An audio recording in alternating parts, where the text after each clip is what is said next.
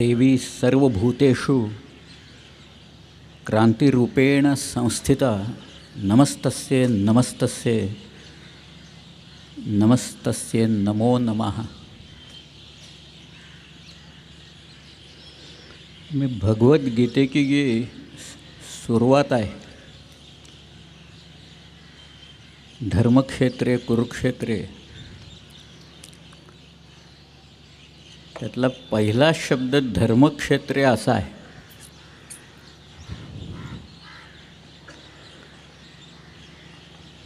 आणि लोक कसा गोंधळ घालतात त्याचं एक उदाहरण म्हणून मी सांगतो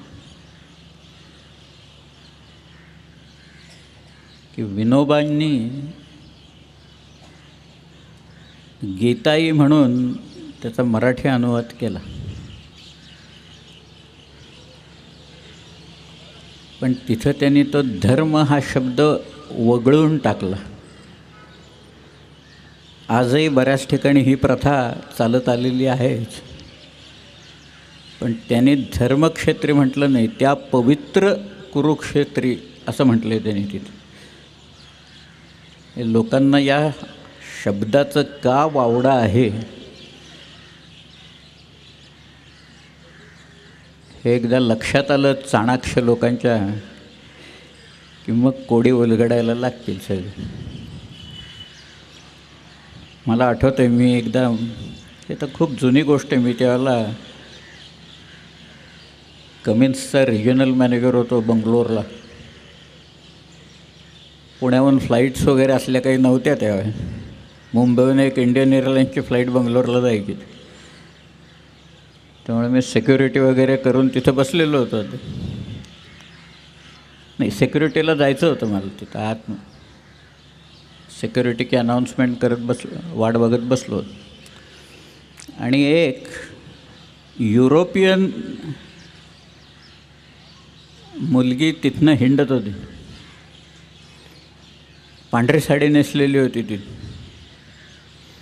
तिच्या गळ्यात एक शबनम बॅग होती, त्याच्यात काही पुस्तकं होती, अनवाणी होती, पायात चपला वगैरे काही नव्हत्या तिच्या. आणि ती मग ह्यांना भेट त्यांना भेट एक पुस्तक काढून दाखवत होती. काही कोणी घेतलं नाही तिच्यातनं. शेवटी मी एकटाच बसलो असं म्हणताना ती माझ्या शेजारी येऊन बसली ती. आणि ती मला म्हणाली, have you heard of ISKCON centre? म्हटलं, yes, I have heard of ISKCON. I know Bhakti Vedanta Swami Prabhupada. ती म्हणाली, why don't you buy this book? These are the lectures of Bhakti Vedanta स्वामीची. असं म्हणून तिने एक एवढं पुस्तक काढलं जाडवर. फार सुंदर चित्र होती ते, त्यातली चित्र फार छान असतात त्या पुस्तकात. मी ते आपलं बघत होतो, ते काय सगळे भगवद्गीतेवरचंच सगळं निरूपण होतं. मी तिला म्हटलं, किती किंमत आहे याची? ती म्हणाली, 75 रुपये. मी गोष्ट 80 सालची सांगतो आहे तेव्हा. मी म्हटलं, this is available for 1 rupee in Marathi. विनोबांची गीताई 1 रुपयाला मिळते म्हटलं. तिला म्हटलं, काढ कुठला अध्याय तुला काढायचं. तो ऊर्ध्वमूल मध शाखम काढला तिने.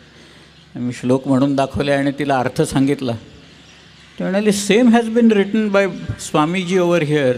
म्हटलं, दुसरं काय लिहिणार नाही तर, जे आहे तेच लिहिणार ना, आणखीन काय लिहिणार स्वामीजी? आपण हे 1 रुपयात म्हटलं आम्हाला मिळतं, तुम्ही 75 रुपये आमच्याकडनं इथनं काढता या सगळ्या ह्याच्यात. मग ती म्हणाली, आर यू अ प्रोफेसर? म्हटलं, no, I am an engineer. मी आत्तापर्यंत लोक बघत होते बरं का आमच्याकडे, बाकीचे सगळे काय चाललं आहे, यांचं एक बाबा बसला इथं आणि मग ती मुलगी तर. मग ती म्हणाली, okay, I will give you 1 पिरियॉडिकल म्हणून एक बॅक टू गॉडहेड म्हणून त्यांचं एक पिरियॉडिकल दर महिन्याला काढायची. ते तिनं मला दिलं. आणि ती म्हणाली, next time Wien you will come please visit our centre. त्यांचं जुहूला एक सेंटर होतं. मग मी आपलं हो वगैरे म्हटलं. आता काय माझी जरा परिस्थिती नाजूक झाली होती एकूण सगळे पाहिल्यावर. पण तिला जाताना मी म्हटलं I will tell you about a coincidence. ती म्हणाली, काय? म्हटलं, I am born on the day Lord Krishna was born. असं म्हटल्याच्यानंतर तिनं गळ्यातले शबनम उतरवले आणि माझ्या पाया पडली तिथं. मला आश्चर्य वाटलं. आता म्हटलं 4-5 लोक बाबा बाबा करत येत आहेत की काय इथं पाया पडायला. मग तेवढ्यात माझी अनाऊन्समेंट झाली वगैरे अशी कारणं सांगत मी आत निघून गेलो. पण गीताई जी आहे किंवा गीता आहे ते आपण लहानपणापासून मुलांना शिकवत असतो. शेवटी श्रीकृष्णाचं जे आयुष्य आहे ते धर्मस्थापनेसाठीच गेलेलं आहे सर. मी पहिल्यापासून सांगतो आहे, अधर्मावर मात करण्याच्यासाठीच आहे, अविवेकावर विवेकानं मात करण्यासाठी, अन्यायाच्या विरुद्ध लढण्याच्यासाठी. आणि मुळात त्याच्यात हा जो अधर्म धृतराष्ट्र खेळत होता आणि त्याची मुलं सगळी खेळत होती, त्याच्या विरुद्ध श्रीकृष्णानं जे काही केलं तो खरं धर्म आहे त्यात. आणि त्याच धर्माचं पालन शिवाजी महाराजांनी तंतोतंत केलं. या भूमंडळाचे ठाई धर्मरक्षी ऐसा नाही, महाराष्ट्र धर्म राहिला काही तुम्हा कारण. मी भारतात बहुधा सर्व राज्यातनं गेलेलो आहे, पण मला केरळ धर्म, तमिळनाड धर्म, ओरिसा धर्म वगैरे असं काही कुठं दिसलं नाही. फक्त आपल्याकडे आहे. आणि ते सुद्धा राष्ट्र असं म्हटलं बरं का. आपल्या राज्याला महाराष्ट्र म्हटले, दुसऱ्या कुठल्याही राज्याला राष्ट्र म्हटलेलं नाही. इतकं समर्थ हे राज्य आहे, इतकी समर्थ समृद्ध अशी परंपरा या राज्याला लाभलेली आहे. महाराष्ट्र राज्य आणि पुन्हा महाराष्ट्र धर्म. शेवटी महाराष्ट्र धर्म म्हणजे काय? अन्यायाविरुद्ध लढणं, त्याला वाचा फोडणं, हेच तर आहे शिकवलेलं. पण तरीसुद्धा शिवाजी राजांच्याकडे पाहायचा जो लोकांचा दृष्टिकोन, मी तुम्हाला आता शिवाजीराजांनी आयुष्यात काय काय केलं आणि काय काय नाही हे कृत्य सांगणार आहे. कदाचित काटा येईल तुमच्या अंगावर, कदाचित लोक म्हणतील हे थापा मारतायत वगैरे, पण मी तुम्हाला ते कुठे तेही सांगतो सगळं, कारण लोकांनी ते लपवलेलं आहे, दडपून ठेवलेलं आहे. सहजासहजी लोक सांगत नाहीत, कारण त्यांच्या मनात असलेली आणि लोकांच्या समोर जावी अशी शिवाजी महाराजांची प्रतिमा, आणि मग त्या प्रतिमेला काही ना काहीतरी होईल म्हणून लोक सांगत नाहीत त्याच्यात. परंतु रामदास स्वामी इथं म्हणतात, या भूमंडळाचे ठाई धर्मरक्षी ऐसा नाही. हा महाराष्ट्र धर्म तुमच्यामुळे राहिला इथं, नाही तर कोण होतं? भोवताली सगळ्या या शाह्या होत्या वेगवेगळ्या, एका बाजूला सिद्धी होता, पोर्चुगीज होता. तुम्ही अवश्य प्रियोळकरांचं इन्क्विझिशन नावाचं पुस्तक वाचा. या इन्क्विझिशनमध्ये गोव्यात जे तळीव अत्याचार कसे चाललेले होते त्यावेळेला याची कल्पना तुम्हाला येईल. अंगी तेलाची डगली घालून जाळले असं लिहिलेलं आहे तिथं. डगला असतो तो तेलात बुडवायचा, माणसाच्या अंगाला घालायचा आणि पेटवून द्यायचा सरळ चक्क. हे गोव्यातलं वातावरण होतं. हे सगळं शिवकालात आणि शिवाजी महाराजांनी पूर्णपणे बंद पाडलं. लोक धजावेनात शिवाजी महाराजांचं नाव ऐकल्याक्षणी लोक कापायला लागायचे. अशी उलट परिस्थिती राजांनी ही तिथं निर्माण करून ठेवली. मी परवा एक उदाहरण दिलेलं होतं, ते उदाहरण तर छत्रसाल बनलेल्याच. छत्रसालाबद्दल मी सगळं सांगितलं, पण त्यावेळेला छत्रसालाने एक प्रश्न महाराजांना विचारला. तो म्हणाला, हिंदूंचा आणि तुर्कांचा कधी मिलाफ झाला आहे का? कधीच झालेलं नाही आहे. त्यामुळे मुघलांच्याकडे नोकरी करणं हे मला अशक्यच आहे सगळ्याच्यातनं, म्हणून मी आलो आहे तुमच्याकडं महाराज. हे शिवाजीराजांना माहिती होतं म्हणून तो आला होता छत्रसाल. त्याच्यात उत्तरेतलं वातावरण फार भयानक होतं. मी तुम्हाला एकच अत्याचार सांगतो, पुस्तकातनं 100 अत्याचार वेगवेगळ्या प्रकारचे दिले, तर त्यातला एक फक्त प्रकार सांगतो मी. हे सगळे युरोपियन प्रवाशांनी पाहिलेले अत्याचार आहेत, इथल्या स्थानिक लोकांनी केले. की एका माणसाला पकडलेला होता आणि त्या माणसाच्या गुदद्वारातनं लोखंडी सळई घालून लोक ठोकत होते तिथं. तो गुरासारखा ओरडत होता. नंतर त्याचं ओरडणं बंद पडलं. शेवटी ती सळई इथनं बाहेर आल्या की नंतर त्याला मारायचं थांबलं. हा एकच अत्याचार मी सांगतो. औरंगजेबाच्या वेळेपासनं त्याच्याही आधीपासून मुंडक्यांचे मिनार करायची पद्धत होती. औरंगजेब विचारायचा मुंडक्यांचा मिनार केला का म्हणून. मिनारांची चित्रं आहेत, मुंडक्यांचे मिनार केल्याची चित्रं आहेत.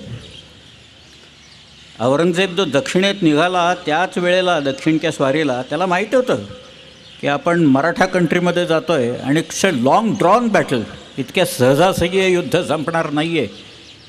म्हणून तो निघताना तो म्हणाला मला देवळाचा कळससुद्धा दिसता कामा नये कुठल्याही.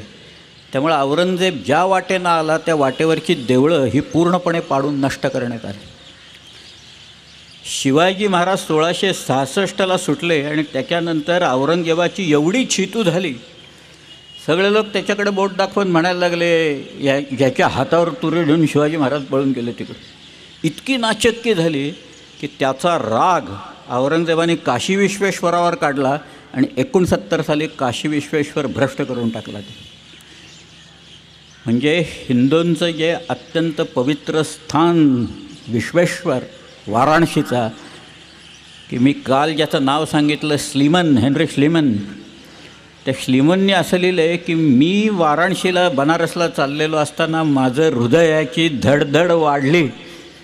याचं कारण मी या हिंदूंच्या सगळ्यात मोठ्या अत्यंत पवित्र अशा ठिकाणी चाललो आहे असं म्हणणारा स्लीमन कुठे आणि इथं मुंडक्यांचे मिनार रचले का असं विचारणारा औरंगजेब कुठे. शिवाजीराजांच्या या सगळ्या प्रकरणात हे मुंडक्यांचे मिनार बंद पडले. एक माणूस मनात आणलं तर काय करू शकतो त्याचं आपल्याच राज्यात घडलेलं हे ज्वलंत असं उदाहरण आहे. छत्रपती शिवाजी महाराजांनी याचा आदर्श घालून दिलेला आहे आपल्याकडे. शिवाजीराजे 57मध्ये उतरले इथं खाली तेलघट्टाच्या घाटातनं तेलबाईला म्हणून किल्ला आहे, तिथनं खाली आले, कल्याण भिवंडीला आले.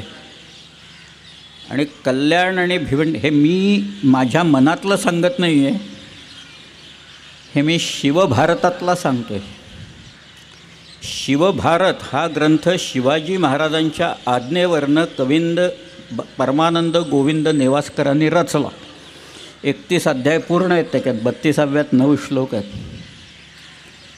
शिवाजीराजे जिवंत असताना तो ग्रंथ रचला गेलेला आहे, कारण 74 साली हा वारला परमानंद.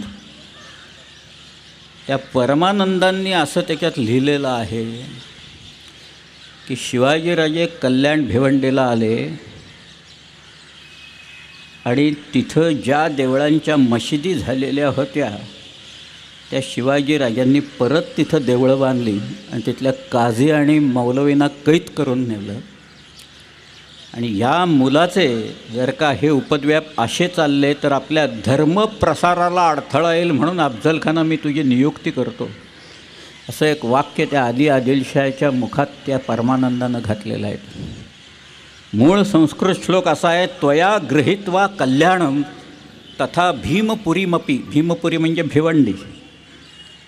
त्वया गृहीत्वा कल्याणम तथा भीमपुरीमपी यवनांना महासिद्धिनिलयः किलपातितः.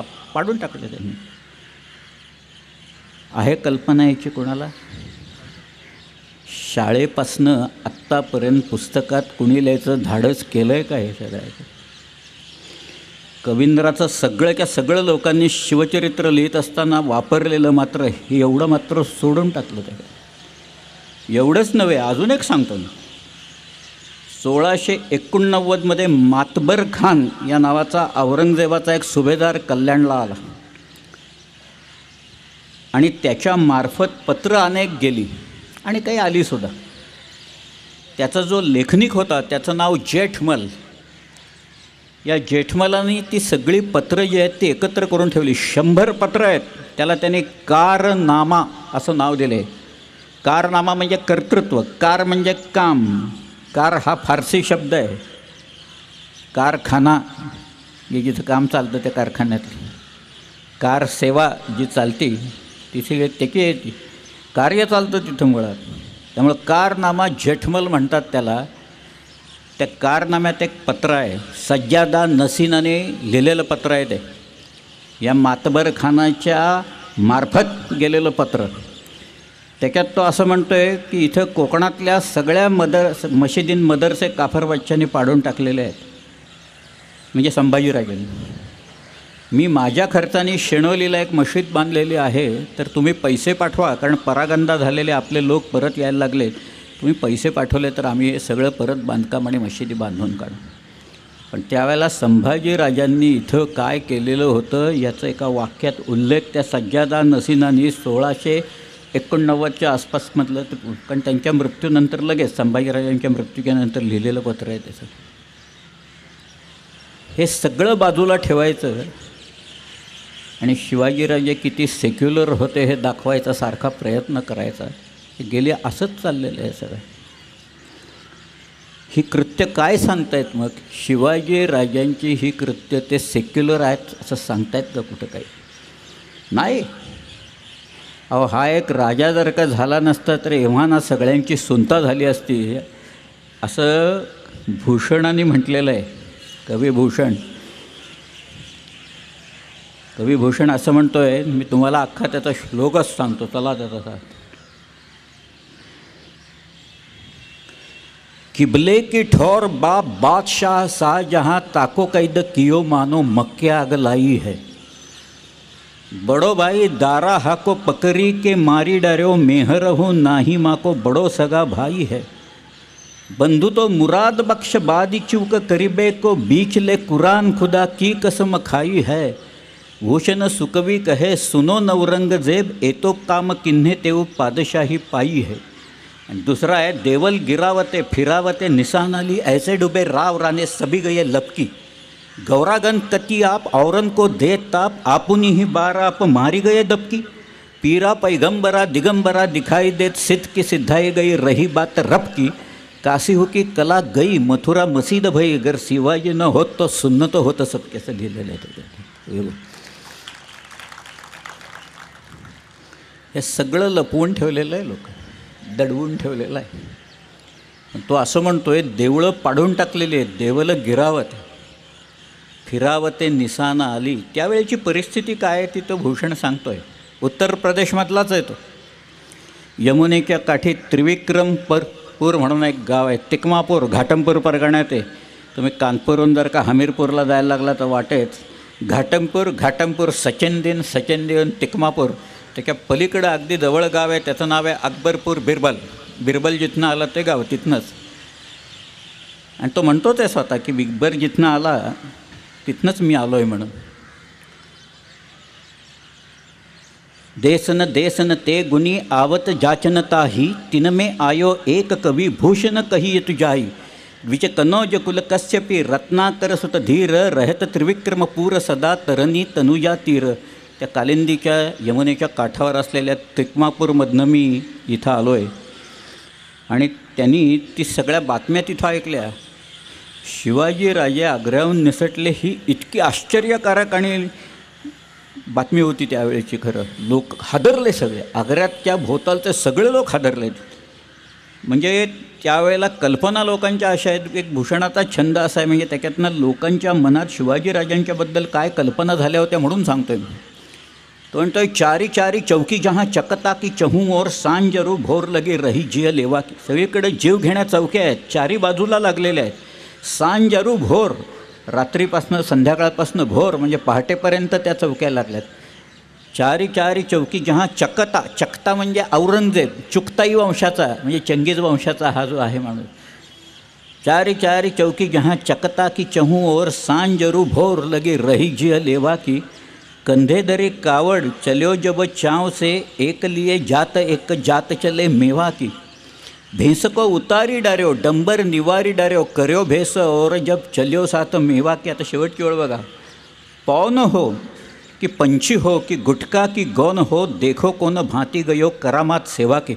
शिवाजी महाराजांची ही सगळी करामत आग्र्याची बघून हा वाऱ्यासारखा गेला का पक्षासारखा उडून गेला का गुटखा खाऊन गुप्त झाला हे काही कळेनासं झालेलं आहे, असं त्यांनी लिहून ठेवलेलं आहे. पूर्वी गुटखा खाऊन गुप्त होता येत असे अशी एक कल्पना होती. आता गुटखा खाऊन लोक कायमचेच गुप्त होतात, दिसतच नाहीत बरं तिथं ते.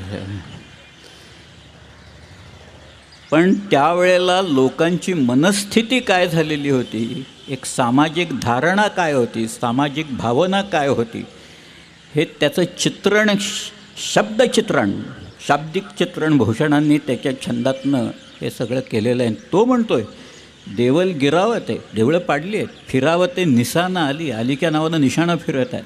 ऐसे डुबे राव राणे सभी गये लपकी, राव राणे सगळे पळून गेलेत, लपून बसलेले आहेत.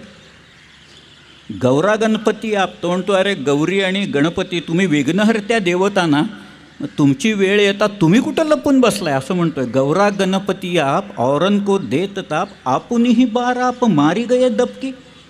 पीरा पैगंबरा दिगंबरा दिखाई देत, सिद्ध की सिद्धाई गई रही बात रब की. काशी हो की कला गई, काशीला अवकाळा आली. मथुरा मसीद बाई, मथुरेची मशीद झाली. गर शिवाजी न होत सुन्नत होत सबकी. हे उत्तर प्रदेशमधल्या त्यावेळेच्या लोकांना कळलेलं होतं. त्यावेळेचे उत्तरेतनं लोक इथं येऊन इथल्या राजांच्याबद्दल कवनं रचत होते. आता काय करतायत उत्तरेतनं इथं येऊन लोक, बघा सगळे काय, आम्हालाच कवनं रचावी लागत आहेत त्यांच्यावर, सगळ्या त्यांच्या कर्तृत्वावर. पण भूषण हा एक जिंदादिल कवी आहे हो त्यावेळेचा, मोठा कवी आहे तो, त्याला महाकवी म्हटले. हिंदीचा जो काळ आहे त्याला रीतिकाल आहे त्यावेळेचा. रीतिकाल म्हणजे शृंगारिक ज्या वेळेला कविता होत असत, सगळे कवी शृंगाराकडे वळलेले होते. देवदेवतांच्यापासून शृंगाराची वर्णनं लोकांनी केलेली आहेत. अशा वेळेला एक कवी वीररसावर कविता करतो, हाच एक मोठा पायंडा या भूषणाने तिथं उत्तर प्रदेशमध्ये पाडला. आणि तो आपल्याकडे आला, तो हे सांगतोय सगळं की शिवाजी महाराज आहेत म्हणून आणि होते, नाहीतर एव्हाना सगळ्यांची सुनता झाली असते. हे आत्ताचं मी सांगत नाही आहे, त्यांनीच लिहून ठेवलं आहे, ते मी सांगतो आहे तुम्हाला. नाही तर लोक म्हणा की तुम्हीच सांगताय काहीतरी केलं, मला कुठलं काय जमणार आहे असलं काव्य बिव्य रचायला, मला नाही जमणार ते. त्या भूषणाने हे सगळं लिहून ठेवलेलं तिथं का, त्याचं तुम्ही अख्खं भूषणाचं काव्य वाचा. ते केवळ छत्रपती शिवाजी महाराज, छत्रपती शिवाजी महाराजांचं हिंदुत्व, शिवाजी महाराजांनी हिंदुत्व कसं टिकवलं, शिवाजीराजांनी जानव्याचं रक्षण कसं केलं, याच्यावरच अवलंबून आहे. वेदांचं रक्षण शिवाजी महाराजांनीच केलं असं सांगणारा पहिला माणूस भूषण आहे त्यावेळेस. आश्चर्य वाटेल, पण वेदांचं रक्षण केलं शिवाजीराजांनी. वेद राखे विनीत, पुराण प्रसिद्ध राख्यो, प्रसिद्ध पुराणांचं रक्षण केलं.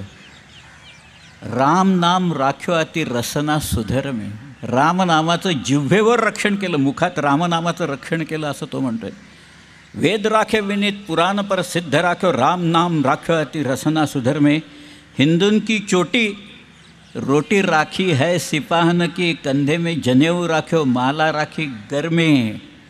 मीडी राखी मुगल, मुगल घाबरले सगळे असं म्हणतोय तो. मीडी राखी मुगल, मरोडी राखे बादशाह, बादशाही घाबरून बसला.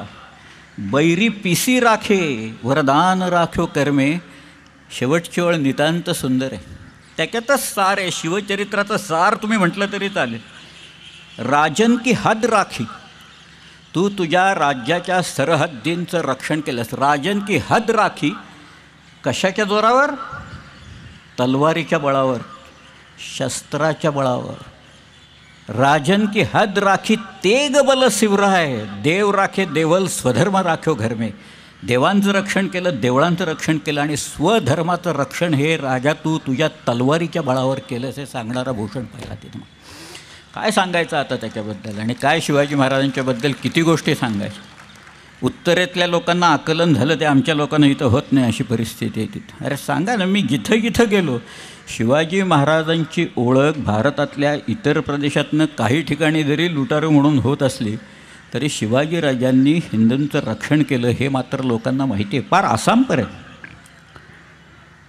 मला आठवतं आहे, एक आसाममध्ये कॉन्फरन्स आमची होती, डीलर्स कॉन्फरन्स. ती झाल्याच्या नंतर मी प्रश्न विचारला, does anybody know mister Suryakumar Bhuya, SK Bhuya कोणाला माहिती आहेत का? एक माणूस धावत पुढं आला आणि मला म्हणाला, mister Bedekar, why do you want mister SK Bhuya? म्हटलं, he has written one article which has been published in our periodical title of that article is Shivaji from Assamese documents. आसामी कागदपत्रातनं शिवाजी महाराज असं ते पुस्तक. तो म्हणाला, sir you are the first person in last 30 years who has asked me this question. म्हणाला S K. Bhuya is no more unfortunately, but fortunately you R standing right in front of his son. I am his son. म्हणाला चला घरी आत. त्याने मला त्यांची पुस्तकं दाखवली आणि लाचित बडफुकन आणि टाइम्स. शिवाजी महाराजांची प्रेरणा अशी होती की मुघल हे सगळे बाहेरचे लोक आहेत, तुर्की लोक आहेत, कपट बलांनी या देशात ते आलेले आहेत आणि त्यांच्या विरुद्ध एकजूट करायला पाहिजे म्हणून आसाममधले लोक, कुचबिहारचा राजा गुवाहाटीला पत्र लिहितो आहे की शिवाजीराजांच्या हालचाली कशा चालल्यात त्या, आणि त्या ब्रह्मपुत्रच्या पात्रात एक तो नाविक लढाई खेळतो आहे. बॅटल ऑफ सराई घाट म्हणतात, अश्वक्लांत, इटाखोली आणि गुवाहाटी त्याच्यात, आणि तो जिंकतो. त्याची प्रेरणा शिवाजी महाराज आहेत असं लिहून ठेवलं आहे त्यांनी तिथे. त्याचं काय कुठं जावं तिथं मला माझंच कौतुक करायचे, मलाच लोक हार घालायचे त्यावेळेला. तिथे लोकांनी हार मलाच घातला. अरे म्हटलं मला घालू नका. ते म्हणाले जर का राजा नसते तर काय झालं असतं हे सगळ्यांना माहिती आहे म्हणाले. ते म्हणतात ते अगदी बरोबर आहे. सगळ्या ऐक्यात भूषणाचे तर छंदचे छंद आहेत, सगळ्या ऐक्यातनं आले. प्रार्थना करतोय तो या शिवाजीला यश दे, यश दे, यश दे असं कायम तो म्हणत आलेला आहे त्याच्यात. परंतु पोर्चुगीज लोक अत्याचाराच्या बाबतीत तयार होते. मुघलांनी जसे अत्याचार केले तसेच पोर्तुगीज लोकांनी सुद्धा इथं भरपूर अत्याचार पोर्चुगीज लोकांनी केलेले. सगळ्यांनी केले आमच्यावर अत्याचार, कुणी केले नाहीत. सिद्ध्यांनी अत्याचार केले, पोर्चुगीजांनी केले, इंग्रजांनी सुद्धा केले, त्याच्यात निजामशाहीने केले. त्यातल्या त्यात निजामशाही थोडीफार बरी होती. तिथं शहाजीराजांनी शेवटी चालवली ती स्वतः. मुर्तजा नावाच्या निजामशहाच्या मुलाला, तिथला जो होता गादीवर, त्याला स्वतः मांडीवर घेऊन शहाजीराजे निजामशाहीच्या तख्तावर बसायचे आणि राज्य करायचे. त्याने एक उदाहरण शिवाजी महाराजांना घालून दिलेलं होतं. पुढे 36 साली निजामशाही घेतली, मुघलांनी आणखी ती आदिलशाहीनं वाटून घेतली. कधीतरी चिखलातसुद्धा पण एखादं कमळ उगवतो बरं का कुठं. मी तुम्हाला आदिलशाहीचं एक उदाहरण सांगतो. आदिलशाहीत एकूण 8 बादशाह झाले. अजून एक 9वा होता, मल्लू नावाचा, छोटा होता, तो वारलात. मी त्याला काही धरत नाही आहे. पण या सगळ्याच्यात एक दुसरा इब्राहिम आदिलशाह जो होता तो स्वतःला जगद्गुरू समजायचा. हा जो दुसरा इब्राहिम होता तो स्वतःला सरस्वती आणखी गणपतीचा पुत्र समजायचा. बघा आता मी म्हणतोय चिखलात कमळ कसं असतं ते. हा स्वतःला सरस्वती आणखी त्या गणपतीचा पुत्र समजायचा. त्याने तिथं श्रीकृष्णाची चित्र काढून, भगवान विष्णूंची चित्र काढून ठेवलेली आहेत. आसार महाल नावाची एक जागा आहे, लोकांनी आता पुसून टाकलेली आहेत ती, तरी पण पूर्ण पुसता आलेली नाही आहेत अशी परिस्थिती. आसार महालात विजापूरला गेलात तर दिसेल. ह्याच्या पत्राची सुरुवात, फरमानाची सुरुवात किंवा फरमानाच्या पुढच्या 2-3 ओळीत काय असेल? दुसऱ्या इब्राहिम आदिलशाच्या फरमानात, फरमाने हुमायून शर्फ सुदूर या बजानिब आमिलान हाल वैस्तक वगैरे ते आलं की तो असं लिहायचा, अच पूजा श्री सरस्वती, म्हणजे सरस्वतीची पूजा करून हे फरमान मी पाठवतो. त्याच्यात असं आहे, माझ्याकडं आहेत, दाखवीन मी. दुसरा इब्राहिम आदिलशाहनं अच पूजा श्री सरस्वती असं लिहिलेली फरमानं उपलब्ध आहे. पण एखादाच त्या सगळ्या ह्याच्यात असा एखादाच निपजतो कुठंतरी. त्याचं सगळं जे होतं ना ते सगळं नवरस असायचं बरं.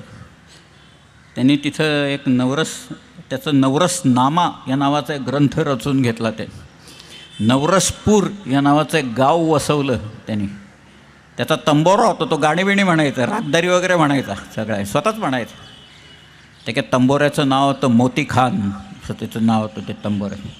आणि त्याला लोकांनी येऊन सांगितलं, अहो तुम्ही हे जे करताय सरस्वती गणपती वगैरे म्हणताय, आपल्यात हे सांगितलेलं नाही आहे, हे निषिद्ध आहे, तुम्ही जे करताय ते निषिद्ध आहे सगळं. तेव्हा या जगद्गुरूंनी उत्तर दिलं इब्राहिमाने की मग ज्या धर्मात याची पूजा सांगितली असेल सरस्वतीची आणि गणपतीची, तो धर्म मी स्वीकारीन. असं म्हटल्यावर सगळे गप्प बसले सगळ्या, कारण हा बादशाचं हो तिथं बसलेलं. पण अशी उदाहरणं असतात सगळ्या ह्याच्यात. आदिलशाहीच्या इथं दुसरा मुहम्मद जो होता अत्यंत क्रूर आणि खुनशी बादशाह होता. औरंगजेबाचं मी चरित्र सांगायला सुरुवात केली तर मला असं वाटतं आजच्यासारखंच एक सप्ताह आपल्याला औरंगजेबावरच करावं लागेल. औरंगजेबाचं क्रौर्य, औरंगजेबाच्या मनातला शृंगार आणि त्याच्या मनातल्या कामुक भावना लोकांनी सांगितलेल्या नाही आहेत. त्याच्यावर औरंगजेबाची वीरश्री सांगितली त्यांनी. 89 वर्ष जगला औरंगजेब. औरंगजेबाची कारकीर्द फार मोठी आहे. 50 वर्षापेक्षा जास्ती तिची नुसती कारकीर्दच आहे. 24 ऑक्टोबर 1618 या दिवशी औरंगजेबाचा जन्म झाला आहे आणि 20 फेब्रुवारी 1707 या दिवशी नगरच्या जवळ भिंगरला औरंगजेब वारला. शेवटपर्यंत ठीक होता. मुंडक्यांचे मिनार असणारा औरंगजेब हा इथं आम्ही जागा दिली त्याला शेवटी. पण औरंगजेबाची इथल्या लोकांनी जी काही दैना उडवली सगळ्या ह्याच्यात. पण त्याचं एक उदाहरण सांगतो की शिवाजीराजे आग्र्याला जे गेले ते कशा दिव्यातनं पार पडले याचं एक उदाहरण म्हणून मी तुम्हाला सांगतो की औरंगजेबाचा थोरला भाऊ होता. तो राज्यावर येणार अशी व्यवस्था शहाजहाननी करून ठेवलेली होती. त्याचं नाव होतं दारा शुको. दाराला काही हिंदू लोकांच्याबद्दल त्याला मुळीच तिरस्कार नव्हता दाराला. उलट तो मुसलमान आणि की ते हिंदू लोकांना आणून त्यांचे वादविवाद घडवून आणायचे. त्यानं स्वतः एक ग्रंथ रचला. त्याचं नाव आहे मजमू अल बहरीन. बहर म्हणजे समुद्र आणि समुद्र संगम म्हणजे 2 संस्कृतींचा संगम असं त्यांनी लिहिलेलं आहे.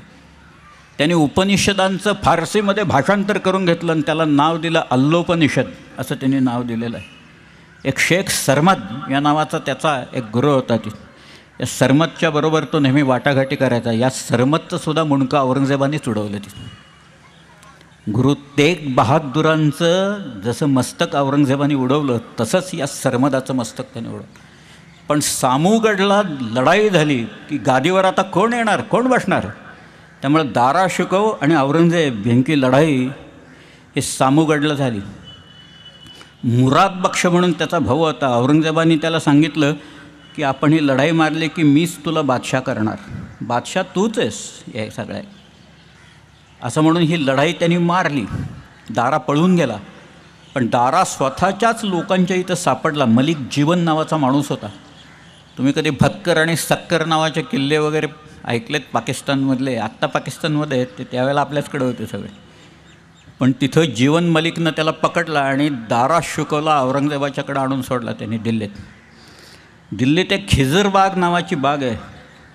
खिजरबाग म्हणजे अलाउद्दीन खलजीचा जो मुलगा होता खिजर खान याच्या नावाने त्यांनी बांधली होती म्हणून त्याचं नाव तिथं दिलेलं आहे. तिथं याला ठेवलेला होता दाराला. आणि दाराचा मुलगा होता तिथं त्याच्याबरोबर. त्या मुलाचं नाव आहे सुलेमान शिकोफ.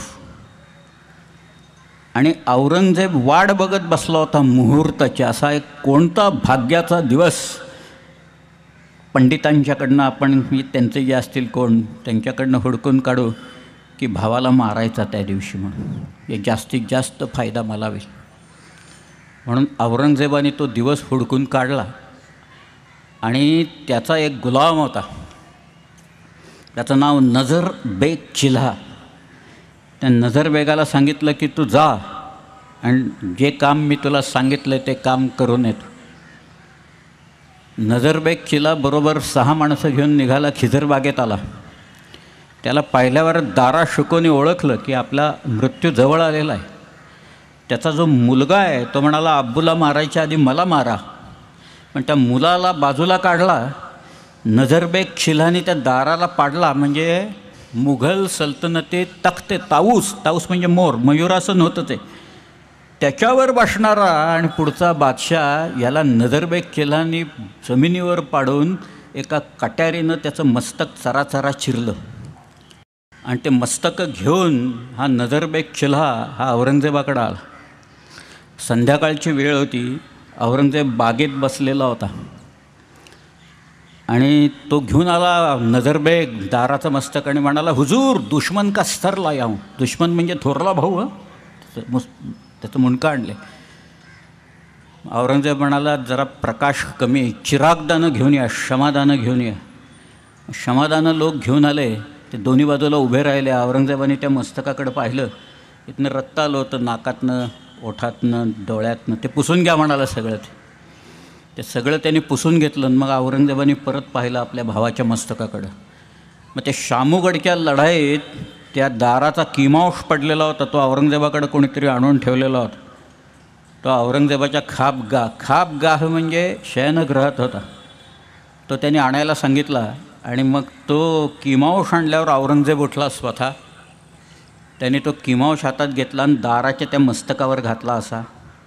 आणि चारी बाजूनी त्यांनी पाहिलं आणि खात्री करून घेतली की दाराचंच मस्तक आहे ना, दारा म्हणून भलत्याचंच आणून दाखवतात नाही ना का मला. आणि मग त्यांनी नजरबेग चिलाकडनं कट्यार घेतली आणि त्या मस्तकाला असं तीनदा टोचलं आणि घेऊन जा म्हणाला माझ्यासमोर. हे थोरल्या भावाच्या बाबतीत करणारा औरंगजेब आहे. म्हणजे शिवाजी महाराजांच्यावर आग्र्यात काय संकट ओढवलेलं असेल याची केवळ कल्पना करा तुम्ही त्याची. आणि शिवाजीराजे हा सगळा प्रवास करत एकही माणूस त्यांचा दगावला नाही महाराजांचा. या सगळ्या प्रवासात सर्व लोक जिवंतपणे परत आले. काय त्यांच्याबरोबर जेवढे गेले होते, 8 हत्ती होते, तेही आले परत. कवींद्राबरोबर दिले होते. तो 2-4 वेळा पकडला गेला, दवशाला बिवशाला सगळीकडे पकडला गेला. पण हे सगळे परत आले. अशा औरंगजेबाच्या तावडीतनं परत आले सगळे. आणि म्हणून शिवाजी राजांची जी तलवार उचललेली आहे कायम, ही अशा अन्यायाच्या विरुद्ध की हे ज्याला धर्म म्हणतायत आणि तुम्ही आमच्या मुडक्यांचे मिनार करताय. आणि औरंगजेब कन्व्हर्जन्स करतो आहे सारखी लोकांची. नेतोजी पालकराचं केलंच ना त्यांनी शेवटी. नेतोजी परत आला. आणि एवढंच नाही, संभाजी राजांच्या मृत्यूच्या नंतर नेतोजी हा परत मुघलांच्याकडे गेला. 23 मार्च 1690चं एक पत्र आहे, राजाज्ञा म्हणून शंकराजी नारायण सचिवांनी लिहिलेलं बाजी सर्जाराल. त्या पत्रातली 4 वाक्य सांगतो म्हणजे लक्षात येईल तुम्हाला. लांबलचक पत्र आहे. त्यांनी लिहिले, औरंगजेब पातशाने या देशीचे किती एक लोक मुसलमान करावे ऐसे केले. या उपरी नेतोजी राजे, जानोजी राजे, साबाजी घाटगे यासहित कित्येक ब्राह्मणासही मुसलमान केले, असं त्याच्यात वाक्य आहे. हे 90 सालचं पत्र आहे त्याच्यातलं. या अशा सगळ्या परिस्थितीत शिवाजीराजे तोंड देत होते त्या. आणि ह्याला जर का तोंड द्यायचं असेल, अशा सगळ्या अन्यायाला, दडपणाला आणि या धार्मिक अत्याचारांना, तर ते शिवाजीराजांनी कसं दिलं आणि काय दिलं ह्याचं एक मी आत्ता जे उदाहरण आता तुम्हाला सांगणार आहे. काटा येईल तेव्हा उदाहरण ऐकून. पण हे कागदोपत्री नोंदलेलं आहे. समकालीन लोकांनी नोंदवलेलं आहे. ते काही उत्तरकालीन नंतर काही लिहिलेलं नाही आहे, समकालीन कागदपत्रातनं लिहिलेलं आहे. 1667 सालची गोष्ट आहे. शिवाजीराजे आग्र्याहून आले, इथं आजारी पडलेले होते. पण शिवाजीराजे 67मध्ये त्यांनी आदिलशाहीशी एक तह करून टाकला. ते म्हणाले, गोव्यात अत्याचार चालू आहेत आणि सावंतवाडीची जी काही मंडळी आहेत ही सगळी इथं कर देतो म्हणून सांगतात आणि तिथं गोळा करायला गेलं की गोव्यात पळून जातात आणि पोर्तुगीज लोक त्यांना आश्रय देतात. याचा बंदोबस्त मला करायला वेळ पाहिजे. म्हणून आदिलशाहीशी शिवाजी महाराजांनी एक तात्पुरता तह करून टाकला. आणि शिवाजीराजे बारदेसमध्ये आले. गोव्याचे 3 भाग आहेत. वरचा भाग आहे त्याला म्हणायचं बारदेस. मधलं जे बेट आहे ज्याला वेल्ह्या गोवा असं म्हणतात त्याला म्हणायचं तिसवाडी. आणि खाली सगळा जो भाग आहे त्याला म्हणायचं साष्टी. त्यातल्या हा जो तिसवाडी भाग आहे तिथं विझरी असायचं. विझरे म्हणजे व्हाईसरॉय असायचं ते. आणि त्यावेळेला गोव्यात एक नवीन विझरॉय आलेला होता, त्याचं नाव कोंदी दसा व्हिन्सेंटी, काउंट ऑफ सेंट व्हिन्सेंट असा तो तिथं आलेला होता. ह्या काउंट ऑफ सेंट म्हणजे कोंदी दसा व्हिन्सेंटीनी गोव्यात एक हुकूम काढला तिसवाडीमध्ये. तो हुकूम असा होता की इथं फक्त रोमन कॅथलिक्स लोक राहतील इथं गोव्यात तिसवाडी. म्हणजे थोडक्यात म्हणजे तुमची इस्टेट जर का वाचवायची असेल तर तुम्हाला रोमन कॅथलिक व्हावं लागेल. आणि तुम्हाला जर का धर्म वाचवायचा असेल तर इस्टेट सोडून गोव्यातनं निघून जावं लागेल. असा एक अल्टरनेटिव्ह त्यांनी दिलेला होता लोकांना. लोक हवालदिल झाले. आधीच 2-3 हजार लोक कन्वर्ट झालेले होते. बाकीचे लोक घाबरलेले होते. करायचं काय आता? पण त्यांच्या सुदैवाने शिवाजी महाराज त्याला बारदेसमध्ये आले.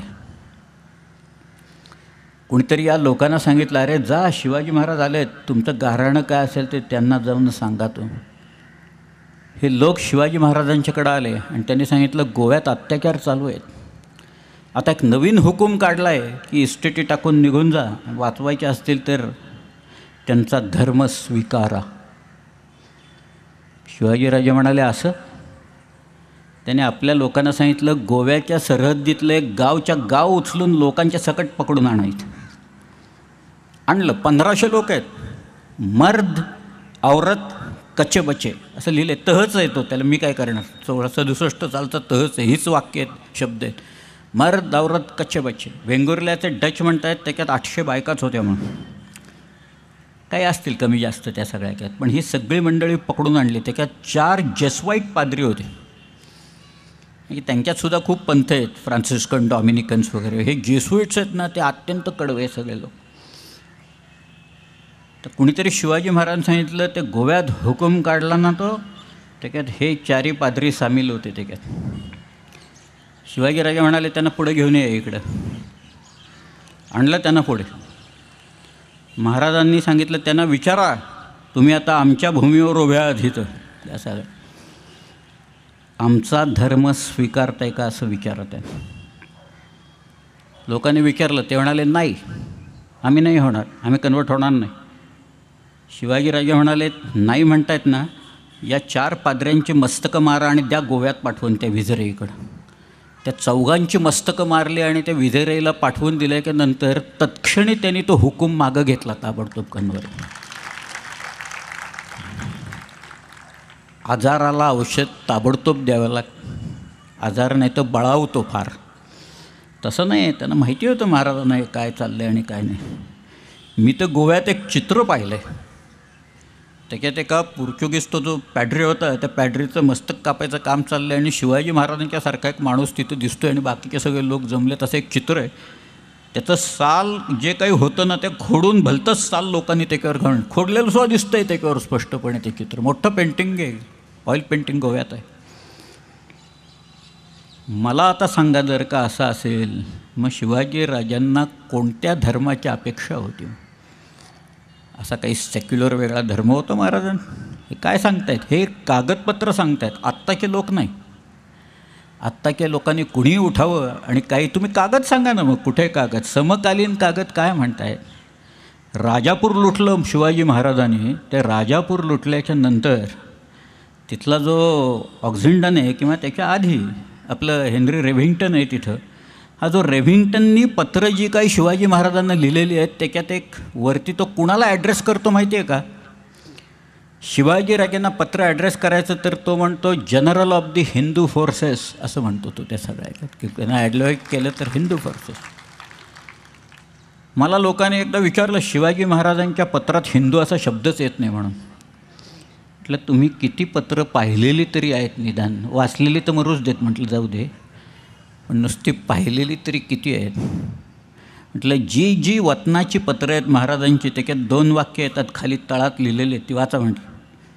त्याच्यात लिहिलेलं असतं, जो कोणी हिंदू होऊन इस्किल करेल तर त्याला गाईची आण असे, आणि जो मुसलमान होऊन इस्किल करेल त्याला सोराची आण असे. सोर म्हणजे सुवर, म्हणजे डुकराची आण असे. असं लिहिलं आहे त्या पत्रात, लिहिलेलं आहे ते. शिवाजी राजांच्या पत्रातली मी वाक्य तुम्हाला सांगतो. काल नाही सांगितली, आज सांगायची होती मला म्हणून. ते काय हे सगळं जे काही आहे हे स्वत्व जपण्यासाठी केलेलं आहे महाराज. स्वत्व सामान्य नाही आहे. तुम्हाला अनेक गोष्टींचं अवधान असावं लागतं. रामदासांनी म्हणून जे काही लिहिले, तयाचे गुणमहत्वासी तुलना कैसी, कशवी तुलना करू, धीर गंभीर उदार, शूर क्रियेसी तत्पर, सावधपणे नृपवर दष्ट केले. सगळे होते त्याने मारून टाक. आणि मग काय पुढं? गो ब्राह्मण प्रतिपाल. त्याच्यात आहे की हृदयस्थ झाला नारायण प्रेरणा. तो नारायण आहे तो हृदयस्थ झाला आणि त्यांनी मला ही सगळी प्रेरणा, त्यांनी ही प्रेरणा दिलेली आहे सगळ्या ह्याच्यातली कराय. आणि म्हणून शिवाजीराजांचा हा जो सगळा आहे याच्यामुळे धर्म इथं जो होता तो राहिला. आता भूषणाचं तर अख्खं काव्यच त्याच्यावर आहे, परंतु कागदपत्रातनं लोक हे म्हणत आहेत पोर्चुगीज पाहिजे तेवढे कागद सगळे आहेत. इथं दमणलासुद्धा दमणच्या ह्याच्यात आपल्याकडं आपण तो किल्ला घेतला नव्हता, पण रामनगर आणि जव्हार हे 2 स्टेट आपल्याकडनं आल्याच्या नंतर आपण दमणच्या पोर्तुगीज लोकांच्याकडनं कर गोळायला सुरुवात केली. महाराजांनी सांगितलं, बहुतेक तो प्रतापराव होता गुजर, एक महाराजांची सेना गेली तिथं आणि ते घाबरले, पोर्तुगीज लोक घाबरले. आता शिवाजी आता सुरत लुटणारा भेटणारा बाबा आता आपल्याकडं आल्यावर आपलं काय होणार आहे. पण म्हणून ते म्हणाले की अरे तोफा तर डागायला पाहिजेत. तोफाला जे ॲम्युनिशन लागतं, दारुगोळा लागतो, त्याच्या किल्ल्या जेसुईट पादऱ्यांच्याकडं होत्या. जेसुईट पादरी आपल्याच किल्लेदाराला म्हणायला लागले पैसे टाका कॅश तर तुम्हाला ॲम्युनिशन देतो. बघा काय चाललं आहे तिथं त्या दमणीच्या किल्ल्यात. शेवटी आपला जो माणूस होता कोण गेलेला तो फक्त दमदाटी करायला गेला होता तिथं. त्यांनी दमदाटी केली आणि तो परत आला की तुम्ही तो कर आम्हाला द्या, आता नाही दिला तर आम्ही उघडून टाकू तुम्हाला म्हणून. पण पोर्चुगीज लोकांना शिवाजी महाराजांनी जो काही चाप लावलेला होता, इन्क्विजिशनच्या खाली जे अत्याचार चाललेले होते सगळे बंद करून टाकले या सगळे. आज भूषणाच्या काव्यातला एक एक शब्द जरी तुम्ही घेतला ना तरी फार विलक्षण आहेत. हा जो धर्मवीर असतो ना किंवा एखादा वीर असतो, हा वीर दानवीर असावा लागतो, तो युद्धवीर असावा लागतो आणि तो धर्मवीर असावा लागतो. दान म्हणजे औदार्य आलं, फार मोठं औदार्य आलं. हे श्रीकृष्णाचं औदार्य फार विलक्षण आहे. मी आज कालपासून परवापासून श्रीकृष्ण सांगतो याचं कारण महाराजांच्या मनातच तो आहे, काय आपल्या सगळ्यांच्याच मनात आहे की श्रीकृष्णाकडं तो सुदामा ज्या वेळेला आला सुदामा घाबरला. हे प्रचंड वैभव सगळं त्या श्रीकृष्णाचं, एवढ्या बायका सगळ्या त्याच्या, आणि हा बिचारा साधा माणूस सुदामा एका गुरुकडे शिकलेले, सांदीपनींच्याकडे शिकलेले. ते वर्णन फार सुंदर आहे. सांदीपनींच्या आश्रमात सगळी जी मुलं आली होती शिकायला ते फक्त एकच प्रश्न विचारत एकमेकाला, कृष्ण कधी येणार आहेत, श्रीकृष्ण कधी येणार आहेत, हे हा तो प्रश्न आहे. पण सुदामा आला आणि त्यांनी ते सगळं लपून ठेवलं. तो म्हणाला आता काय आपण काय देणार या कृष्णाला. पण कृष्ण तसा नव्हता. याच्या उलट द्रुपद राजा होता ना, तो जिथं शिकला त्याच्याबरोबर ते जे गुरु शिकले आणखी ते नंतर गुरु झाले, ते ज्यावेळेला द्रुपदाकडे आले तेव्हा द्रुपद म्हणाला तुम्ही माझे मित्र असूच शकत नाही, तुम्ही माझे सहाध्यायी असूच शकत नाही, कारण मी एवढा श्रीमंत, हे माझं ऐश्वर, आणि तुम्ही साधे सगळे फाटके घालून हिंडणारे सगळे, तुम्ही माझे मित्र काही नाही. मग श्रीकृष्णाचं तसं नाही आहे. श्रीकृष्णाचा मोठा प्रकार आहे. श्रीकृष्णानं एक माणूस होता, मागत होता काहीतरी पैसे. श्रीकृष्ण होता, मला भूक लागली म्हणाला, काय आहे तुझ्याकडं. तो म्हणाला गहू आहेत. मग ते म्हणाला, त्या माणसाने एकच दाणा एवढा गव्हाचा एवढा एक श्रीकृष्णाच्या हातावर ठेवला. श्रीकृष्ण म्हणाला ठीक आहे, काय हरकत नाही. श्रीकृष्णाने तो परत त्याच्या ह्याच्यात टाकून दिला तिथं आणि श्रीकृष्ण निघून आला. तो घरी तो माणूस गेला, त्याने उलटी केली बॅग, त्या सगळ्या गव्हात एक दाणा सोन्याचा दिसला त्याला. तो म्हणाला काय झालं आणि काय केलं मी, अख्खी सगळी पिशवी त्याला देऊन टाकली असती तर बरं झालं असतं सगळ्या केक, आज कुठे गेलो असतो आपण असं.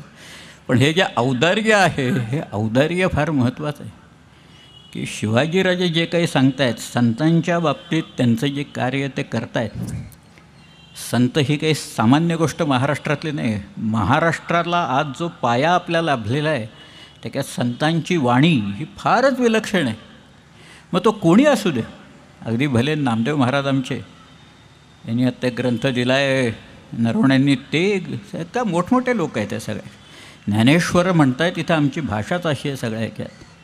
आणि ज्ञानेश्वरांनी तर ते शेवटी विश्वात्मक देवाला आवाहन करतायत की मी आत्ता हा जो यज्ञ मांडला आहे हा कसला आहे, वाक्यज्ञ आहे, हा वाक्यज्ञाने तू तोषून जा आणि मला त्याचा प्रसाद दे असं ते म्हणत आहेत. ज्याला पकडता येत नाही ते पकडून दाखवत आहेत ज्ञानेश्वर या सगळ्या ह्याच्यात. एवढी सगळी मोठी परंपरा रामदासांच्या सारखा एक माणूस त्याच्यात आहे आणि यांनी भारत पाहिलेला आहे ज्याचे शब्द खणखणीत आहेत. निश्चयाचा महामेरू बहुत जनांसी आधारू, अखंड स्थितीचा निर्धारू श्रीमंत योग. परोपकारा चियाराशी उदंड घडती जयासी तयाचे गुणमहत्वासी तुलना कैस. यशवंत कीर्तिवंत सामर्थ्यवंत वरदवंत पुण्यवंत नीतिवंत जाणता राजा. आचारशील विचारशील दानशील धर्मशील सर्वज्ञपणे सुशील सकळा ठाय. आणि मग ते या भूमंडळाचे ठाई धर्म रक्षी ऐसा नाही. तुमच्यामुळे राहिलं हे सगळं. किती वेळा आठवण करून द्यावी कुणाकुणाला रामदासांनी. ती मुलं काही दिवस प्रार्थना म्हणतात बघा, त्याच्यात आहे संभाजी राजांच्या हातने बाळाजी आवजी वगैरे सगळे लोक मारले गेले ना. काय झालं असेल त्यावेळेला, पण बरेच लोक 20-22 लोक गेले त्याच्यात. त्यावेळेला रामदास स्वामींनी एक पत्र पाठवलं. ते पत्र बघा काय, त्याच्यात एक शब्द आहे म्हणून मला सांगायचं आहे. आज आपलं राज्याचं आज किती वर्ष झाली, 60 सालापासून ती 40 आणि 50 आणि 53 वर्ष झाली आज आपल्याला. पण ते संभाजीराजांनी लिहित आहेत बघा काय सुंदर शब्द आहेत. काही उग्रस्थिती सोडावी, काही सौम्यता धरावी, चिंतापरी लागावी अंतर्यामी. बहुत लोक मेळवावे, एक विचारे करावे, कष्ट करून घसरावे म्लेच्छांवरी. बघा काय, कष्ट करून घसरावे म्लेच्छांवरी. आहे तितुके जतन करावे, पुढे आणिक मिळवावे. महाराष्ट्र राज्य करावे जिकडे तिकडे. असं लिहिलेलं. लोकी हिम्मत धरावी, शर्थीची तलवार करावी, चढती वाढती पदवी पावाल तेणे. आणि मग शिवाजी महाराजांच्याबद्दल सांगतायत, सकल सुखाचा त्याग करुनी साधीचे तो योग, राज्य साधनेची लगबग कैसी केली. हो, एका शब्दात त्यांनी शिवाजी महाराजांचं 50 वर्षाचे श्रम आणले. राज्य साधनेची लगबग कैसी केली त्यांनी. मग शिवरायाचे आठवावे रूप, शिवरायाचा आठवावा प्रताप, शिवरायाचा आठवावा साक्षेप भूमंडळ, शिवरायाचे कैसे बोलणे, शिवरायाचे कैसे चालणे, शिवरायाची सलगी देणे कैसी असे. शिवरायासी आठवावे, जीवित तृणवत मानावे, इहलोकी परलोकी राहावे कीर्तिरूपे. पुढचे भयानक शब्द आहेत, बंदुकीच्या गोळीसारखे येणार आहेत. याहुनी करावे विशेष, तरीच म्हणवावे पुरुष. या परते आता विशेष काय लिहावे. पौरुष म्हणजे काय ते सांगतायत सगळ्यात.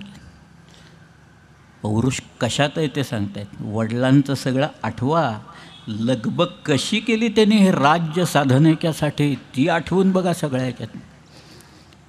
मी आज एक 2-4 गोष्टी सांगतो आहे. संभाजीराजांचं दानपत्र आहे.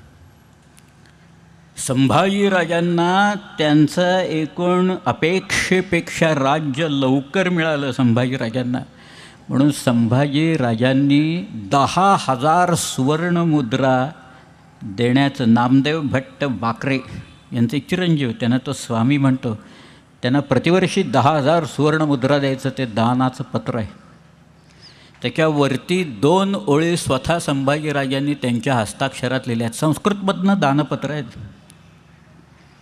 त्याच्यात संभाजीराजे असं म्हणतात, मतम मे श्री शिवराजपुत्रस्य श्री शंभुराज छत्रपते यदत्रोपरी लेखितम असं म्हणतात ते. आणि पुढं जवळजवळ आत्मचरित्र आहे त्यांचं. मालोजीराजे, शहाजीराजे, शिवाजीराजे आणि मग मी असं ते म्हणतात. मालोजीराजांना त्यांनी काही विशेषणं वापरलेली आहेत. काय असतील मालोजीराजांना वापरलेली विशेषणं. गो ब्राह्मण प्रतिपालक अशी विशेषणं तिथं आहेत. त्याच्यात वाचा तुम्ही. दानपत्र वाचल्याच्या नंतर लक्षात येईल संभाजीराजांची धारणा आजोबांच्याबद्दल, वडिलांच्याबद्दल आणि आपल्या पणजोबांच्याबद्दल काय ती ताबडतोब लक्षात येईल. गो ब्राह्मण प्रतिपालक शब्द नाही असं कित्येक लोक म्हणतात. इथं आहे. मोरगावचं एक पत्र आहे. त्या मोरगावच्या पत्रात एक माणूस शिवाजी महाराजांच्याकडे आला आहे आणि म्हणतो आहे की आपण तो गोब्राह्मणांचे प्रतिपालक आहात असं त्या पत्रातच त्यांनी म्हटलं. शिवाजी महाराजांना उद्देशून म्हटलेलं आहे. संभाजीच्या दानपत्रात म्हटलेलं आहे त्यांनी. संभाजी त्यांनी पुढं शहाजीराजांना उद्देशून म्हटलं आहे, बघा आता, हैंदव धर्म जीर्णोद्धार करण धृतमती असं म्हटलं आहे. हैंदव धर्म जीर्णोद्धार करण धृतमती.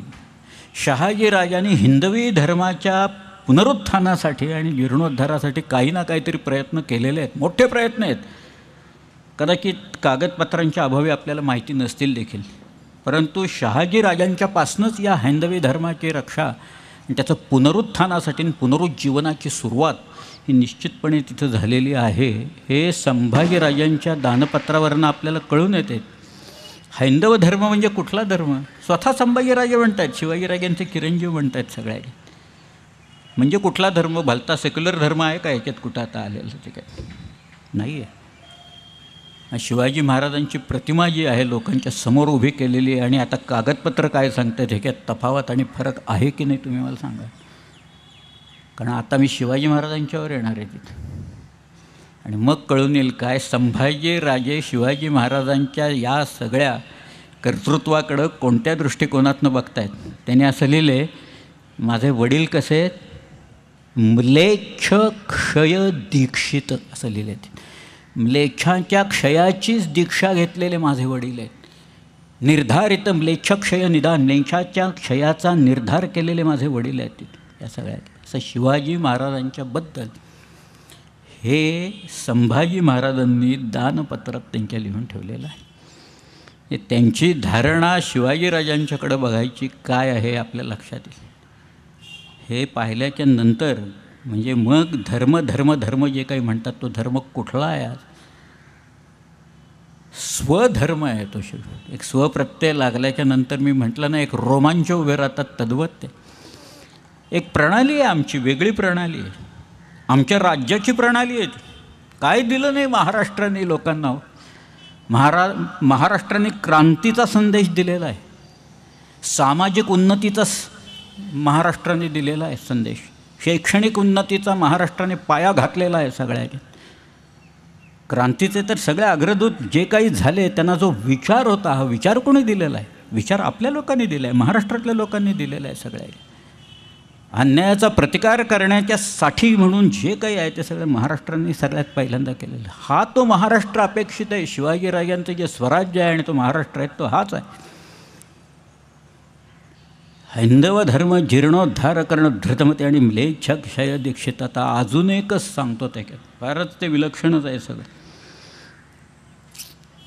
तुम्ही कधी गोव्यात गेलाय? नाही, गोव्यात गेलेच असतील सगळे. बहुधा तुमचा सगळा वेळ त्या कलंगूटन, अंजुनान, वाघातोर वगैरे असल्या तर कोलवा वगैरे ह्याच्या इथं गेला असेल असं मला नक्की माहिती आहे. ते कोणी बैतूलचा किल्ला पाहिला आहे की नाही मला माहीत नाही, कोणी खोलगड पाहिलं आहे की नाही मला माहीत नाही. त्या सप्तकोटेश्वराचं जे देवालय आहे, कदंबांचा देव तो सप्तकोटेश्वर, त्याचा जीर्णोद्धार शिवाजी महाराजांनी केला आणि त्यांचा शिलालेख तिथं आहे. तो तरी किती लोकांनी, नार्व्याच्या जवळ आहे बघा सप्तकोटेश्वर. हे गोव्यात गेल्याच्या नंतर आपण आपला वेळ सगळा कुठं काढतो या सगळ्याच्या. तिथं म्युझियममध्ये एक एवढा दगड आहे, दगड बोलतात. व्हॉइसेस इन स्टोन नावाचं एक पुस्तक आहे माझ्याकडे.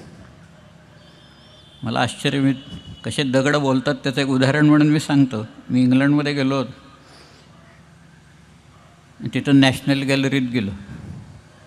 तिथं गर्दी असते. ते व्हिंचीचं चित्रबित्र वगैरे जे आहे, व्हर्जन ऑफ द रॉक्स म्हणून त्याचं एक चित्र आहे. तिथं ब्रिटिश म्युझियम आहे तिथं, आणि ब्रिटिश म्युझियममध्ये एक इजिप्तचं एक वेगळं दालन आहे.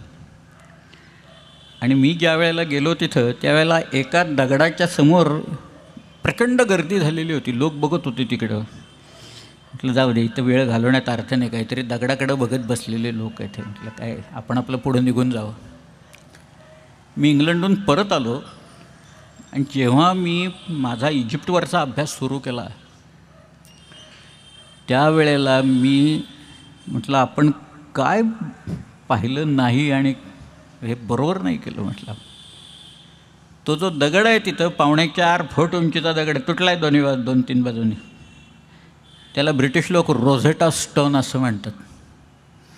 हा जो रोझेटा स्टोन आहे म्हणजे इजिप्तमधलं अलेक्झांड्रिया बंदर आहे, त्याच्या तिथं अल रशीद नावाचं एक अजून एक बंदर आहे, तिथं एका किल्ल्याचं काम चाललेलं असताना फ्रेंच लोकांना हा दगड मिळाला.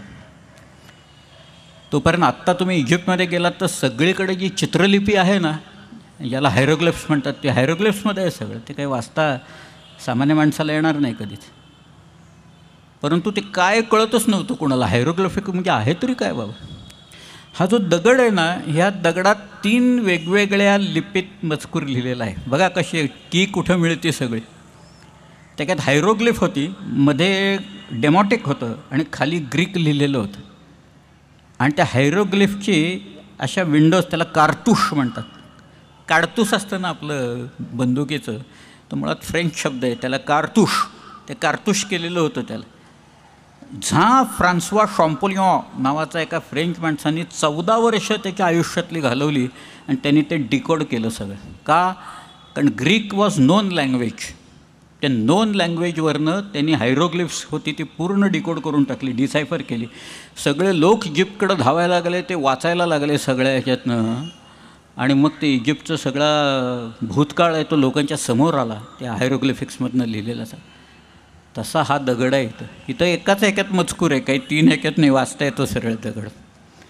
तो गोव्यातला जो दगड आहे, आडकोळण नावाचं गाव आहे, तिथं मिळालं. तुम्ही आत्ताही गेला तर तुम्हाला तिथं बाणस्तर नावाचं एक गाव दिसेल बघा. आपण ते फोंड्याला जातो आणि तिथं बाणस्तर आहे.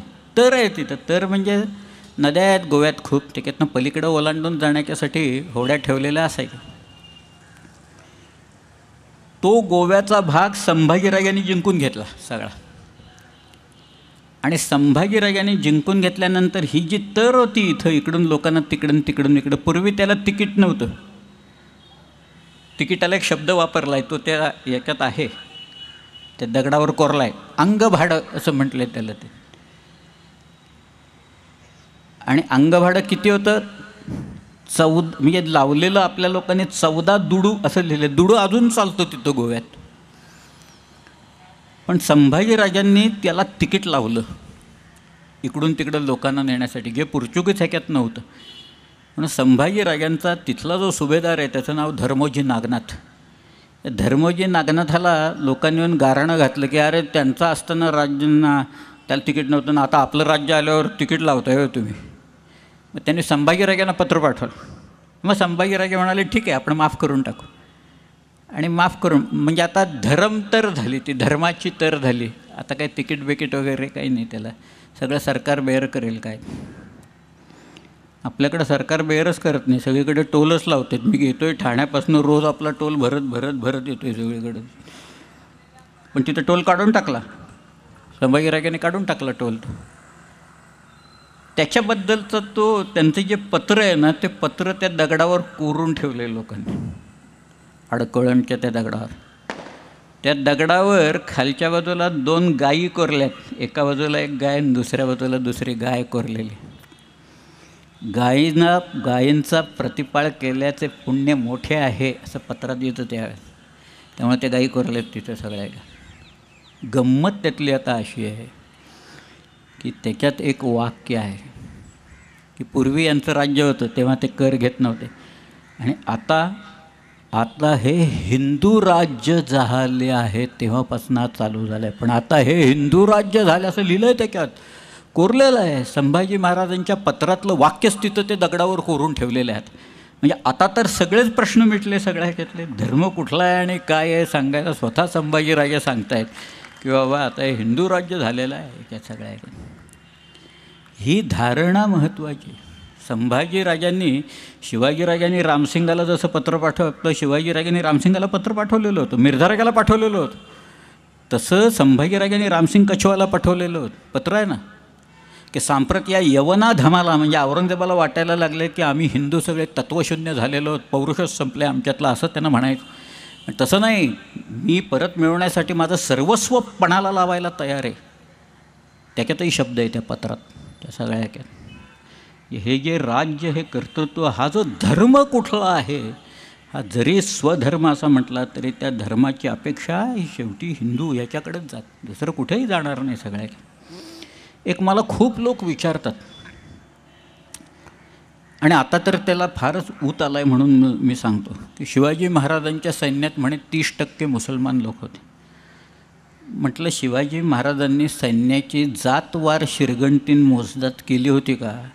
आधार कार्ड वगैरे दिलं होतं का त्यांना? म्हटलं असं काही आहे का कुठे? एकदा बा कसली मोजदात आणि कसलं काय कुठे? म्हटलं मी तुम्हाला एक 10 नावं सांगतो, 11वं नाव तुम्ही मला सांगा. सगळ्या शिवाजी राजांच्याकडं ही मदारी मेहतर ही जी कॅरेक्टर आहे ना, ही फिक्टिशियस कॅरेक्टर आहे, खोटी कॅरेक्टर आहे. कुठल्याही बकरीतसुद्धा मदारीचा उल्लेख नाही आहे, कुठल्याही बकरीत नाही. निदान बकरीत तरी असायला पाहिजे कुठंतरी. कागदपत्र तर जाऊच देत. एक सातारला अलीकडं कागद मिळालं, त्याच्यात ते आलेलं आहे.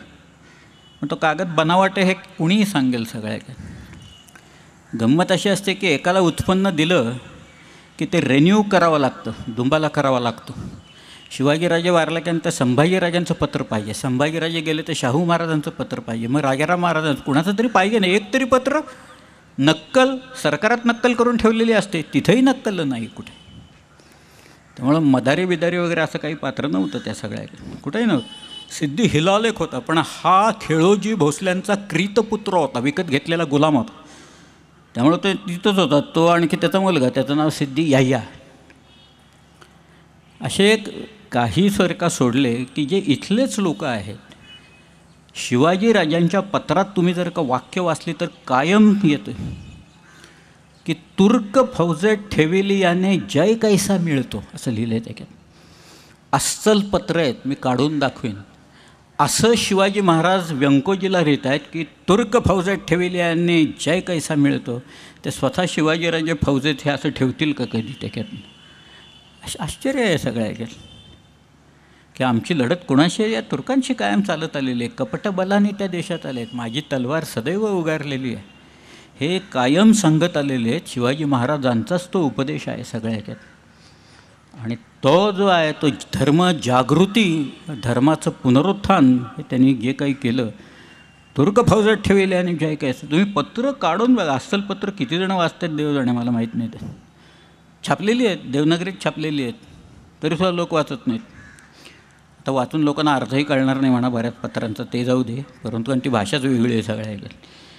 परंतु शिवाजी महाराजांच्याकडे बघायची जी दृष्टी आहे. आता अजून एक उदाहरण दे. हे दुसऱ्या माणसाने दिलं आहे. त्या माणसाचं नाव आहे जयराम पिंडे. हा जयराम पिंडे इथं मार्कंडा म्हणून डोंगर आहे ना, वणीच्या जवळ आहे बघा. त्याचा बाप तिकडे एक किल्लेदार होता, त्याचं नाव गंभीरराव. हा गेला बंगलोरला. जयराम तो शहाजीच्या समोर त्यांनी 12 नारळ लावून ठेवले. शहाजीराजे म्हणाले, या 12 नारळाचं प्रयोजन काय? म्हणाला, मी 12 भाषात काव्य करतो. मग त्यांनी काव्य वगैरे केलं. मग ती समस्या घातली, मी सांगितलं शतकेंद्रम नभस्थलम म्हणून. मग शहाजी राजांच्याबद्दल त्यांनी काव्य रचलं, छोटंसं आहे. त्यांची दिनचर्या त्यांनी सांगितलं. एखाद्या राजासारखे कसे शहाजीराजे तिथं वावरत आहेत. ते पहाटे उठायचे, भाट त्यांना आळवायचे सगळ्या ह्याच्यातनं. मग शहाजीराजे प्रातर्विधी उरकायचे, त्यांच्याबरोबर त्यांचे पुरोहित असायचे. मग परात आणायची तुपाची, त्याच्यात शहाजीराजे स्वतःचा चेहरा बघायचे. मग तिथनं नुकतंच नदीतनं बाहेर आलेला एक डुक्कर, एक ठेंगू माणूस वगैरे असे फिरवायचे, दिवस चांगला जावा म्हणून.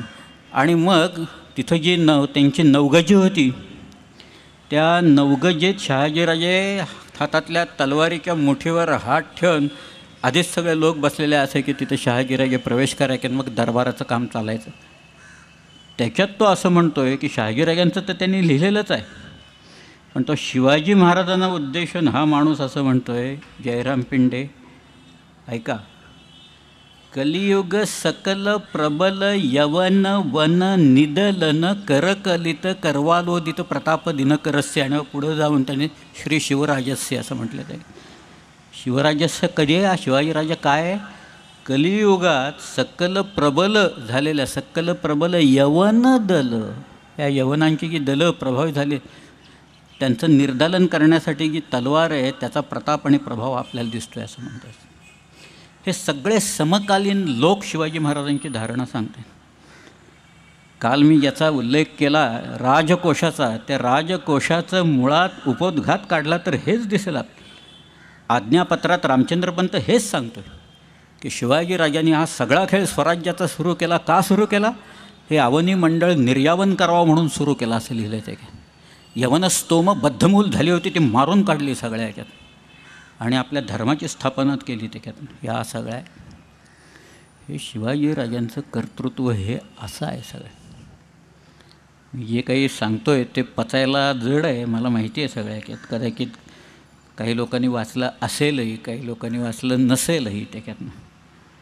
परंतु मी ज्या वेळेला उत्तरेत फिरत होतो, त्या भूषणाला जसं शिवाजी महाराजांचं वेड लागलं तसं मला भूषणाचं वेड लागलेलं होतं ते.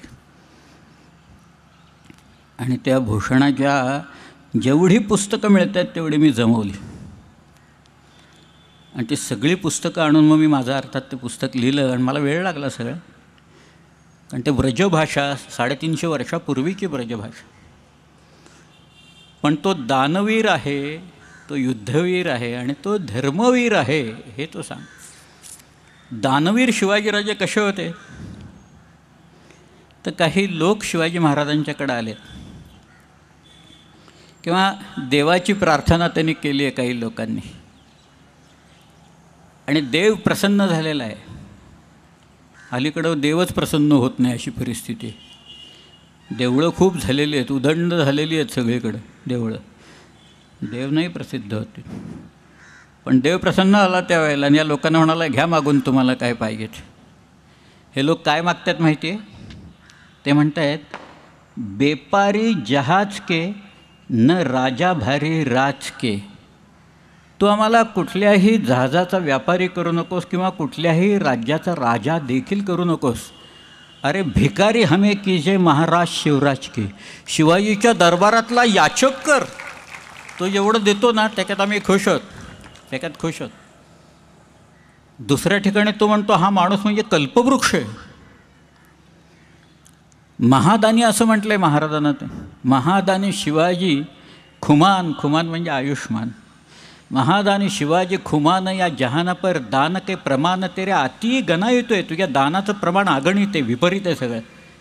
रजत की हौस की हेम पाही तू जाई.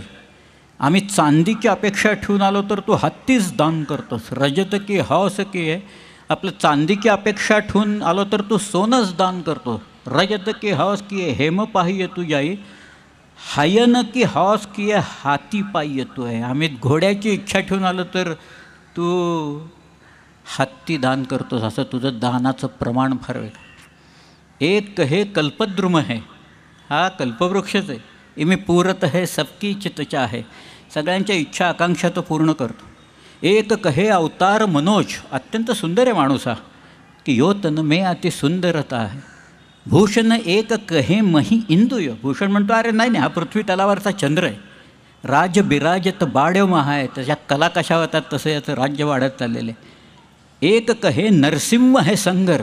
तो म्हणतो, एक जण म्हणतो आहे हा नरसिंह आहे, म्हणजे सिंहासारखा लढणारा आहे रणांग त्याच्यावर त्या. दुसरा म्हणतो एक कहे नरसिंह शिवा आहे. शिवाच नरसिंह आहे, हिरण्यकश्यपूला फाडणारा. अफजल खानाला कसा मारला त्याने, त्यामुळं हा नरसिंहाचाच अवतार आहे असं तो म्हणतो आहे सगळ्या. दानवीर खूप उदाहरणं देता येतील. को दाता, को रणचड्यो, को जगपालनहार, जग पूछत मी उत्तर देत, शिवनृप हरी अवतार. अशा अनेक उदाहरणं केवळ दानवीर शिवाजी आहे सांग. तो युद्धवीर आहे. आणि परत आता या बाबतीत तर कुणाचं दुमत असायला नको की शिवाजीराजे युद्धवीर होते बाबा. त्याचा फार सुंदर छंद आहे. मला ते काय अख्खं काव्यच आवडतं. पण चतुरंग सेना शिवाजीराजे घेऊन चाललेले आहेत. साजी चतुरंगबीर रंग में तुरंग चढी सरजा शिवाजी जंग जीतन चलत. किती सुंदर अनुप्रास आहे बघ. साजी चतुरंगबीर रंग में तुरंग चढी. तुरंग म्हणजे घोडा, घोड्यावर. सरजा शिवाजी, सरजा म्हणजे सिंह. जंग जीतनचे, युद्ध जिंकायला चाललेलं आहे. भूषण भनत नाद बिहद नगार नके नदी नदमद गैब रनके रलत आहे. ऐलं फैलं खैलं बैलं खल कमे गैला गैला गजनकी ठैलं पहिलं सैलं उचलत आहे. तारासो तरणी धोरी धारा में लगत की मी थारा पर पारा पारा वारं वाहत. अशा अनेक उदाहरणं आहेत सगळ्या. मी आता सगळ्याचे अर्थ सांगत नाही. तो खटपट्या होता माणूस फार. त्याने जे शाब्दिक खेळ केलेत ना ते आपल्याकडे जमणार नाहीत कुठं करायला. त्याची घनाक्षरी विलक्षण आहे. अमृतध्वनी नावाचा एक त्याचा छंद मी सांगितलं उदाहरण की नाही मला आठवत नाही आहे. पण शिवाजी महाराज जे सुरत लुटतात त्याचं वर्णन त्यांनी जे केलेलं त्याचं उदाहरण मी तुम्हाला सांगितलंच. पण दुसरं उदाहरण सांगतो पाहिजेत त्याच्यात. एक आहे दिल्ली दलन दबाई के शिवसर्जा निरसंक लूट लियो सूरत शहर बंकक करी अतिडंक बंकक करी अतिडंकक करी अति संकक लिखल शौचचकित भरोच्चलिय विमोच्च खजल तठ्ठट्टाई मन कठ्ठट्टी कसो रठ्ठट्टिल्य सद्दत दिसी भद्दत दबी भाई रद्दत दिल्य. एका दमात म्हणता येत नाही, एकदा अवघड आहे ते सगळं. त्या दमदार पाहिजे माणसं जरा ते म्हणणार. दुसरं म्हणतो आहे हतबल खान दलेल हो दिलेर खान हतबल झाला आणि खान बहादूर खान दिगमुड झाला. गतबल खान दलेल हो खान महादूर बुद्ध शिवसर्जा सलहेरी ढिग क्रुद्धदरिकीय युद्ध. शिवाजीराजांनी ते क्रुद्ध होऊन युद्ध केलं ते पाहून हा हतबल झाला वगैरे वगैरे ते सगळं वर्णन त्याच्यातलं. आता एकच गोष्ट ती सांगतो आणि मग मी थांबतो त्या सगळ्या याच्यातनंच भूषणाचं की त्याच्यातली जी धारणा आहे त्याच्यात त्यांनी काय म्हटलं आहे बघा. एवढं एकच विशेषण शिवाजी महाराजांना त्यांची धारणा काय होती हे सांगायला चिकार आहे. धर्म धर्म धर्म जो कुठला आहे तो धर्म इथं. त्यांनी भाषेचं तर पुनरुत्थान केलं, भाषाशुद्धी केलीच, कोशावर कोश रचले. त्याच्यानंतर लेखन प्रशस्ती शिवाजीराजांनी लिहून घेतली. स्वभाषा ह्याच्यावरचं विलक्षण प्रेम त्यांनी सांगितलं. पण तो एके ठिकाणी असं म्हणतो आहे, मी एकच ओळ सांगतो सगळं सांगत नाही, की औरंगजेबाने 52 पातशांना जिंकलं. पण त्या 52 पातशांना जिंकणाऱ्या औरंगजेबाला शिवाजी महाराजांनी जिंकलं. पण त्यांनी विशेषण वापरले.